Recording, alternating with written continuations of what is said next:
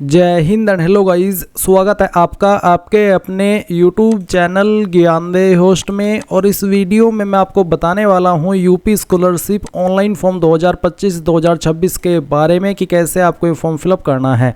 Guys, आपको इस video के अंदर लेटेस्ट अपडेट के साथ में सभी प्रॉब्लम के हल सहित पूरा प्रोसेस बताया जाएगा।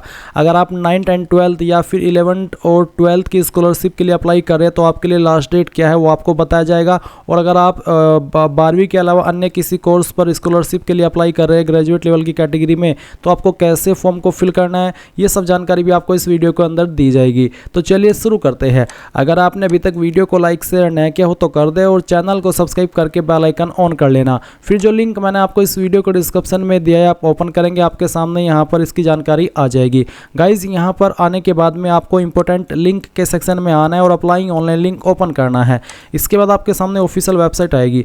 पहले आप यहाँ पर आगे बढ़ने से पहले जो इंपॉर्टेंट डेट्स है वो जान लीजिए। मैं आपको बता दूं कि अगर आप 9th, 10th, 11th and 12th की स्कॉलरशिप के लिए अप्लाई कर रहे हैं तो आपके लिए लास्ट डेट अक्टूबर 30, 2025 है। इसके बाद में आप न्यू रजिस्ट्रेशन नहीं कर पाएंगे। अगर हाँ कोई ऐसा अपडेट आता है जिसमें कि आपकी 9th, 10th, 11th, 12th की स्कॉलरशिप के फॉर्म को फिल करने की या फिर रजिस्ट्रेशन करने की लास्ट डेट आगे बढ़ती है तो मैं आपको बता दूंगा टाइम आने पर जैसे ही बढ़ेगी। बट अभी के लिए यहाँ पर आपकी 30 अक्टूबर 2025 लास्ट डेट रखी गई है। और गाइज, अगर आप यहाँ पर 9th, 10th, 11th, 12th की स्कॉलरशिप के अलावा किसी अन्य कोर्स की स्कॉलरशिप पर अप्लाई कर रहे हैं जो कि ग्रेजुएट की कैटेगरी में आता है तो जो उसकी लास्ट डेट है अप्लाई करने की, उसकी लास्ट डेट है 20 दिसंबर 2025, जो कि आप यहाँ पर देख सकते हैं। तो ये बहुत इंपॉर्टेंट डेट्स है, क्योंकि अगर आपने इन डेट्स को बिना देखे ही OTR किया और फिर आपको पता चला कि यार इसकी लास्ट डेट तो जा चुकी है, अब मेरा कुछ नहीं हो सकता है, इसलिए पहले आपको इन डेट्स को देख लेना है। और उसके बाद में अगर आप इसमें एलिजिबल है तो गाइज आप कैसे अप्लाई करेंगे OTR करते हुए वो जान लीजिए। अगर आपको नहीं आता OTR करना या फिर कोई भी प्रोसेस आगे का वो आप जान लीजिए कि कैसे आपको करना है। तो आप यहाँ पर वन टाइम रजिस्ट्रेशन OTR पंजीकरण करें, इसके ऊपर क्लिक करेंगे। इसके ऊपर क्लिक करने के बाद में आपके सामने कुछ ऐसा इंटरफेस आएगा। अब आप यहाँ पर टिक करेंगे और उसके बाद में आपको प्रोसीड के ऊपर क्लिक करना है। प्रोसीड पर क्लिक करने के बाद आप यहाँ पर देखेंगे मोबाइल वेरिफिकेशन। इसमें आपको सबसे पहले वर्ग जाति समूह आपको सेलेक्ट करनी होगी। आपकी कास्ट कैटेगरी OBC हो, SC हो या फिर ST हो या फिर अल्पसंख्यक वर्ग हो यानी कि जो माइनॉरिटी कम्युनिटी में आते हैं वो हो, या फिर सामान्य वर्ग यानी कि जनरल हो। तो जो भी है वो आपको यहाँ पर सेलेक्ट करना होगा। अगर आप OBC है और आप अल्पसंख्यक वर्ग में नहीं आते हैं तो आप ये वाला अन्य पिछड़ा वर्ग ऑप्शन सेलेक्ट करेंगे। बट अगर आप OBC हो और फिर आप अल्पसंख्यक वर्ग में आते हो, माइनॉरिटी कम्युनिटी में आते हो, तो आप ये वाला ऑप्शन सेलेक्ट कर लेंगे। उसके बाद में आप आपका मोबाइल नंबर डालेंगे जो कि आप रजिस्टर करना चाहते हैं। और ध्यान दीजिए जो आप नंबर यूज कर रहे हैं वो आपका आधार के साथ में लिंक होना चाहिए। उसके बाद फिर ये कैप्चा कोड डालेंगे एंड जनरेट OTP के ऊपर क्लिक करेंगे। इसके बाद में गाइज जैसे ही आप OTP वेरिफिकेशन कर देंगे तो आपको यहाँ पर देखने को मिलेगा E-KYC का ऑप्शन। तो आप आपका आधार नंबर डालेंगे, फिर ये कैप्चा कोड डालेंगे और सबमिट कर देंगे। अब इसके बाद में यहाँ पर आपको डिजी लॉकर की जो वेबसाइट है उसके ऊपर वेरिफिकेशन करने के लिए बोला जा रहा है। तो बेसिकली है कि अगर आपका डिजी लॉकर अकाउंट नहीं बना हुआ है तो आप यहाँ पर नीचे don't have an account sign up इसके ऊपर क्लिक करके यहाँ पर आपका डिजी लॉकर अकाउंट बना लेंगे, जिसमें कि आप आपका आधार कार्ड नंबर डालेंगे, नेक्स्ट के ऊपर क्लिक करेंगे एंड देन कुछ डिटेल्स आपसे मांगी जाएगी जिसका इस्तेमाल करके आप यहाँ पर आपका जो डिजी लॉकर अकाउंट है वो क्रिएट कर लेंगे। अगर आपको नहीं पता कि डिजी लॉकर अकाउंट कैसे बनाना होता है यहाँ पर आगे का, तो आप YouTube के अंदर जाकर के सर्च कर लेना कि डिजी लॉकर अकाउंट कैसे बनाएं। आपको काफ़ी सारी वीडियोस देखने को मिल जाएगी जो कि बहुत ही सिंपल डिटेल्स आपको देनी होती है। और जैसे आपका डिजी लॉकर अकाउंट बन जाएगा तो फिर आप यहाँ पर देखेंगे ये वाला इंटरफेस आपके सामने आया है। अब आप यहाँ पर लॉगिन होंगे। इसमें आप मोबाइल नंबर के माध्यम से भी हो सकते हैं, यूजर नेम के माध्यम से भी और आपके आधार नंबर के माध्यम से भी। तो जिस माध्यम से भी आपको इसमें लॉगिन होना है वो आप यहाँ पर आपकी चॉइस के अकॉर्डिंग चूज कीजिए और नेक्स्ट के ऊपर क्लिक कीजिए। इसके बाद में गाइज आप देखेंगे वेरीफाई सिक्योरिटी पिन। तो जब आप इसमें साइन अप होते हैं यानी कि अपना अकाउंट बनाते हैं डिजी लॉकर के ऊपर तो आपको एक सिक्योरिटी पिन बनाना होता है। तो आपको सिक्योरिटी पिन यहाँ पर डालिए। अगर आप उसको भूल चुके हैं तो आप फॉरगॉट सिक्योरिटी पिन के ऊपर क्लिक करके अपना नया सिक्योरिटी पिन भी बना सकते हैं। अब आप यहाँ पर सबमिट के ऊपर क्लिक कीजिएगा।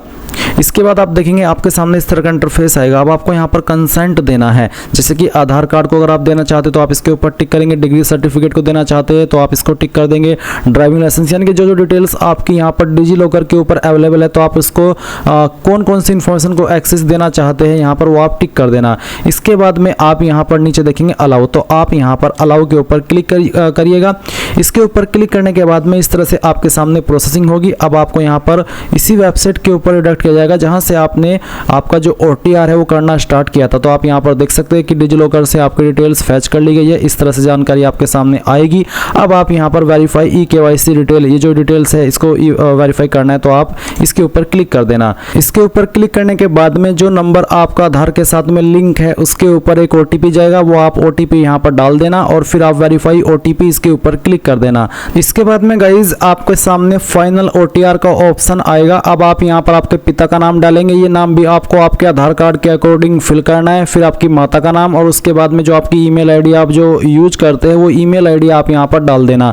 फिर एक कैप्चा कोड डाल करके आप सबमिट करेंगे। सबमिट करने के बाद में आपको मैसेज के माध्यम से आपका OTR नंबर सेंड कर दिया जाएगा। और अगर आपको यहाँ पर कोई एरर आता है तो आपको अगेन इस प्रोसेस को फॉलो करना होगा, क्योंकि ये जो वेबसाइट है इसका सर्वर डाउन रहता है। तो ये हो जाने के बाद में आप यहाँ पर होम पेज पर आ जाएंगे। होम पेज पर आ जाने के बाद में आपके सामने यहाँ पर वो सभी विकल्प आएंगे जो कि आपने इस OTR को करने से पहले देखे थे। तो अब आप यहाँ पर होम पेज पर जैसे ही आ जाए आप यहाँ पर स्टूडेंट के सेक्शन पर आएंगे और यहाँ पर आने के बाद में कुछ चीज़ें आपको अच्छे से पहले समझनी है और उसके बाद में ही आपको क्लिक करना है। पहला विकल्प है न्यू वर्जन। तो अगर आप यहाँ पर इसके ऊपर क्लिक करते हैं तो आपके सामने यहाँ पर कुछ ऐसा इंटरफेस आएगा जैसे कि आप वीडियो में देख सकते हैं, जहाँ पर गाइज आप देख सकते हैं आपको विभाग वाइज इसमें जो राशन के लिंक है वो प्रोवाइड कराए है। जैसे कि अगर आप समाज कल्याण विभाग Uttar Pradesh for SC ST general category, अगर आप SC ST या फिर जनरल कैटेगरी है, फ्रेश है, आपका पहले से कोई राशन नहीं है, फ्रेशर है आप, तो आप यहाँ पर पोस्ट मैट्रिक प्री मैट्रिक यानी कि 9th के लिए अगर आप अप्लाई कर रहे हैं या फिर 10th के लिए तो आप इस लिंक को इस्तेमाल करेंगे। और अगर आप पोस्ट मैट्रिक इंटरमीडिएट यानी कि अगर आप 11वीं 12वीं के लिए आपकी स्कॉलरशिप के लिए राशन कर रहे हैं तो आप इस लिंक का इस्तेमाल करेंगे। और अगर आप post matric other than intermediate यानी कि अगर आप 12वीं के अलावा किसी अन्य कोर्स के लिए अपना राशन करना चाहते हैं और आप SC ST जनरल है तो आप इस लिंक का इस्तेमाल करेंगे। इसी प्रकार से अगर आप OBC कैटेगरी कैंडिडेट है और फ्रेशर है और आप 9वीं 10वीं की स्कॉलरशिप के लिए अप्लाई करना चाहते हैं तो आप प्री मैट्रिक फ्रेश इसके ऊपर क्लिक करेंगे। और अगर आप 11वीं 12वीं की स्कॉलरशिप के लिए अप्लाई करना चाहते हैं तो आप पोस्ट मैट्रिक इंटरमीडिएट फ्रेश इसके ऊपर क्लिक करेंगे। और अगर आप 12वीं के अलावा अन्य किसी कोर्स के लिए राशन करना चाहते हैं OBC कैटेगरी से तो आप इस तीसरे लिंक का इस्तेमाल करेंगे। इसी प्रकार से अगर आप OBC है और माइनॉरिटी है या फिर आप OBC बेसिकली कुछ कैटेगरी आती है माइनॉरिटी में, तो अगर आप माइनॉरिटी कम्युनिटी से आते हैं और आप 9वीं 10वीं की स्कॉलरशिप के लिए अप्लाई करना चाहते हैं तो आप पहले वाले लिंक को क्लिक करेंगे।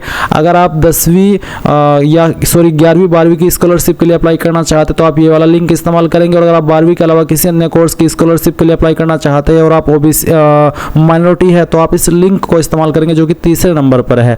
और गाइज और एक और लिंक यहाँ पर आपको देखने को मिला है कि असवच्छ पैसे में लगे माता पिता अभिभावक की कक्षा 9वीं व 10वीं में अध्ययनरत बच्चों के लिए फ्रेश, यानी कि अगर ऐसे आप कैंडिडेट हैं तो फिर आप प्री मैट्रिक फ्रेश 9वीं 10वीं के लिए ये लिंक है, आपको ये क्लिक करना होगा। अब ये आपको डिसाइड करना है कि आप किसके लिए अप्लाई करना चाहते हैं। इसके अलावा आप यहाँ पर स्टूडेंट के सेक्शन पर आएंगे तो आपको आगे नीचे लॉगिन वाले ऑप्शन मिलेंगे। लॉगिन वाले मतलब जो कि रिन्यूअल के वाले हैं, तो अगर आप यहाँ पर रिन्यूअल वाले हैं तो आपको लॉगिन रिन्यूअल, अगर आप प्री मैट्रिक के स्टूडेंट हैं तो आपको इसके ऊपर क्लिक करना होगा। अगर आप पोस्ट मैट्रिक के लिए रिन्यूअल करना चाहते हो तो आप इसके ऊपर क्लिक करेंगे।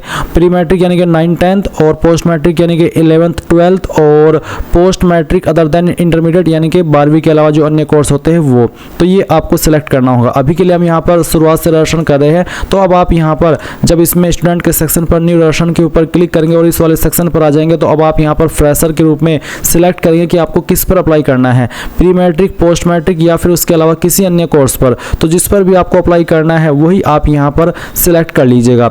ये सिलेक्ट करने के बाद में आपके सामने कुछ ऐसा इंटरफेस आएगा। अब आप यहाँ पर जो OTR नंबर आपको मिला है वो डालेंगे और फिर सबमिट कर देंगे। सबमिट करने के बाद में यहाँ पर गाइज आपके OTR नंबर से कुछ इन्फॉर्मेशन तो आपकी फैच की जाएगी और कुछ इन्फॉर्मेशन आपको यहाँ पर भरनी है। जैसे कि जो आपका डिस्ट्रिक्ट है वो आप सिलेक्ट कर लेंगे जहाँ छात्र छात्रा अध्ययनरत है, यानी कि जहाँ पर वो पढ़ रहा है। उसके बाद में फिर शिक्षण स्थान, इनमें से से कौन से स्थान में वो छात्र या फिर छात्रा पढ़ रहा है वो आपको यहाँ पर सेलेक्ट कर लेना होगा।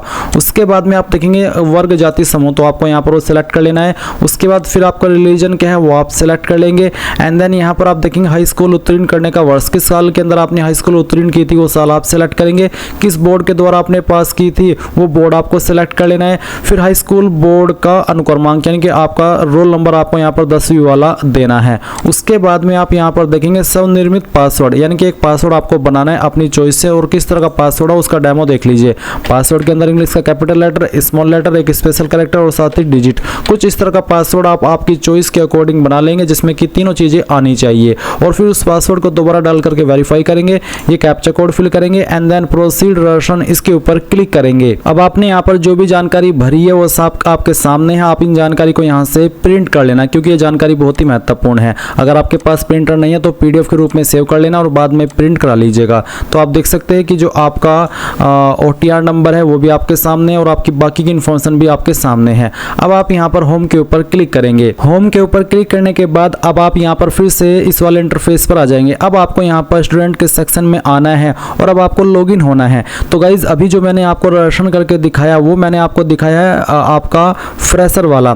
तो आपको यहाँ पर लॉगिन फ्रेश और सिलेक्ट करना होगा कि आपने प्री मैट्रिक यानी कि 9वीं 10वीं के लिए रजिस्ट्रेशन किया है या फिर पोस्ट मैट्रिक यानी कि 11th 12th के लिए रजिस्ट्रेशन किया है या फिर आपने post matric other than inter student यानी कि 12वीं के अलावा जो अन्य कोर्स होते हैं आपने उसके लिए रजिस्ट्रेशन किया है। जिसके लिए भी किया है वही आपको क्लिक कर देना होगा। उसके बाद में आपको यहाँ पर आपका जो रजिस्ट्रेशन संख्या आपको मिला है वो आप यहाँ पर डालेंगे, अपना OTR नंबर डालेंगे, फिर यहाँ पर अपना पासवर्ड डालेंगे जो भी आपने बनाया है अपनी मर्जी से, फिर ये कैप्चा कोड डालेंगे और सबमिट कर देंगे। अब गाइज यहाँ पर आपके सामने कुछ ऐसा इंटरफेस आएगा जैसे कि आप वीडियो में देख सकते हैं। यहाँ पर गाइज आपको इसमें अब क्या करना है, आपको यहाँ पर एक लिंक देखने को मिल रहा है कि छात्रवृत्ति हेतु आवेदन पत्र भरे, आप इसके ऊपर क्लिक करेंगे।